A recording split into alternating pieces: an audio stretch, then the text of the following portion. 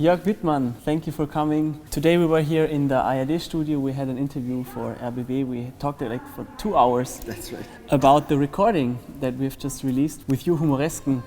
Tell me a little bit about it. How does it feel for you as a composer if you listen to that music? How was it for you today, this experience? Well, it was, I think, really interesting because we listened to your recording of the Geistervariationen and of my Humoresken. So I really had the impression in the end we listened to the Geistervariationen in a different way after listening to your Humoresken. And from my side, really congratulations to this really fantastic recording of it. I mean, we had met many years ago, but we did not really particularly rehearse for this recording. So you sent it to me and I'm really very happy with it. It's very poetic approach and it's really you playing it, but you really play my music and I was really impressed, so really congratulations to you. Thank you so much. I mean, we have talked about it already, but I'm very fascinated by your notation because you are very detailed in what you write, and that gives me as an interpreter on the one hand a little bit, of course, it's a challenge to do everything that you demand with the tempo changes and all the dynamics. But on the other hand, it also gives me some freedom. How have you experienced working with different interpreters? Do they see it in pretty much the same way? You said it's a challenge for you to actually understand how to write things that people understand it. And if I look at music from, Schubert or Beethoven, also not all of them use the same signs for the same purposes. So how is that for you working with different interpreters and how do you write it in a way that people can understand what you mean? That's a good question because in an artistic life of a composer, it's really one of the crucial questions, notation. You imagine something, you have an idea, then you develop the idea. And in every bar, in every note, it's the question, what information do you need as the one who plays it in the end? You can do very much wrong. And I did so many times. And actually, you only know if it works when you hear the first rehearsal of a piece, when it's a world premiere. Or I told the Berliner Philharmoniker some years ago, because they have been playing my music again and again. And I told them, I feel now, after many performances of many pieces, that what is exactly what you described, what a sign means, what a hairpin means, what an accent means, what forzato means in my music. I really told them it's so familiar now it's really your language, and that's something very beautiful when something like that happens. I mean, in this particular piece of the 11 Humoresken, it's so much linked to Schumann, and Schumann should be played with the most exquisite rubato. I would go as far as that, like constant rubato in a way. So in the Romantic era, they did not notate it like on the first bar, rallentando, then accelerando. Sometimes they even also did, but it was expected anyway. So what I do in my piece, I'm very meticulous with that, and I'm happy about what you said, because of course, it's a kind of limitation by the composer. You get so much information, but I only put this information in there in order to make the performer in the end free like a bird, because you have all this knowledge, and I would hope that in the end, and I hear it in your recording and also what you just told me, that you were in the end feeling free with it, and that's the most beautiful thing which can happen to that kind of question. Mm-hmm.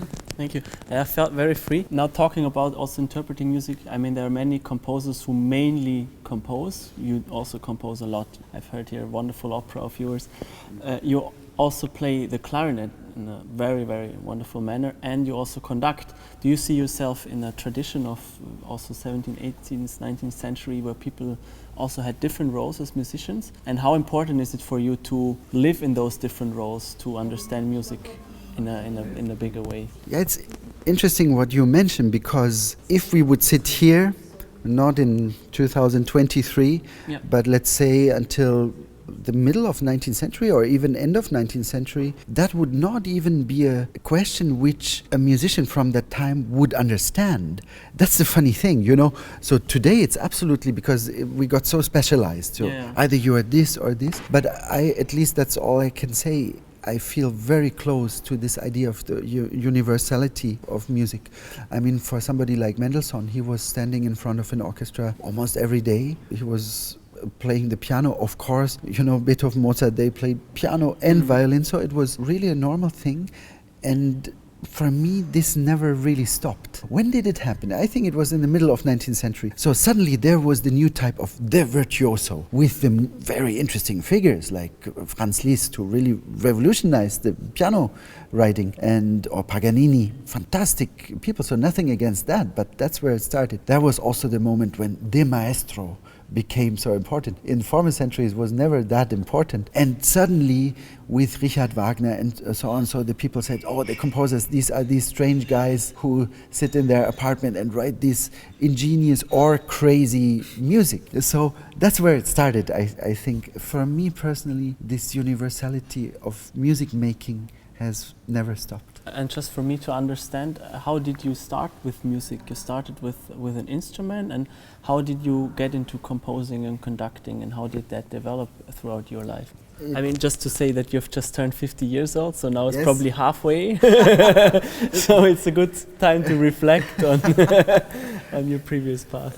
Thank you for your optimism. For me, let's see what happens. For me, everything comes from the instrument, from my instrument, the clarinet. When I was 7, I started playing the clarinet. Sometimes instead of practicing, I improvised on my clarinet. And I was so upset with myself on the next day because I could not remember anymore the beautiful moments of the improvisation of the previous day. So I had to find a way of notating it. So that's why I took my first composition lessons. And I also thought, well, composing, that's writing down what you improvise. Still, I think it's a very beautiful definition of composing, but of course it's much more complex in a way. So that's how it all started. And with the conducting, it was years later. It also happened by accident because in the year 2009, I was supposed to write with the wonderful figurative artist and painter Anselm Kiefer for the Paris Opera. We created a new piece, I wouldn't call it opera, music theater, modern music theater. And Gérard Mortier,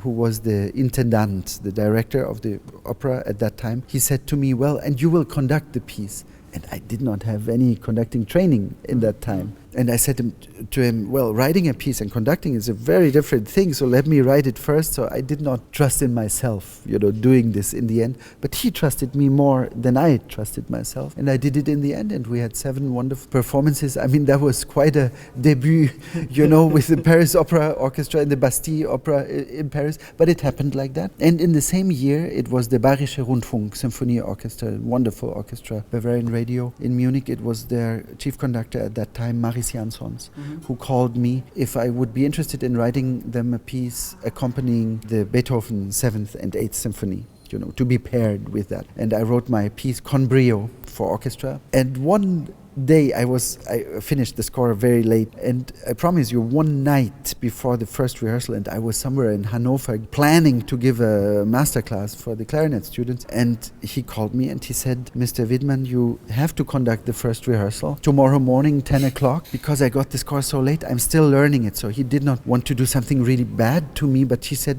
I need help. I will be in the rehearsal. Please, you do this. And it's a legendary rehearsal amongst the musicians of the orchestra. Today I conduct the orchestra regularly, but at that time I was really shaking, literally shaking in front of this wonderful orchestra. I played with them a lot, Mozart Clarinet Concerto, Riemann Clarinet Concerto, we premiered together. But you want to be a little bit more prepared than one night train ride. It was legendary, and it was a good experience. I was nervous for 1 minute, really nervous. And then I enjoyed it. And Jansons really encouraged me a lot also afterwards to continue with it. Anyway, it happened. I did not plan it, but it all comes from the instrument, all these developments. Yeah, of course, the first time you do something is always scary and absolutely something of the... Especially if you're not prepared to do so. Yeah, of course. If you're surprised to do it. Yeah, but when will you be prepared? Something. That's right.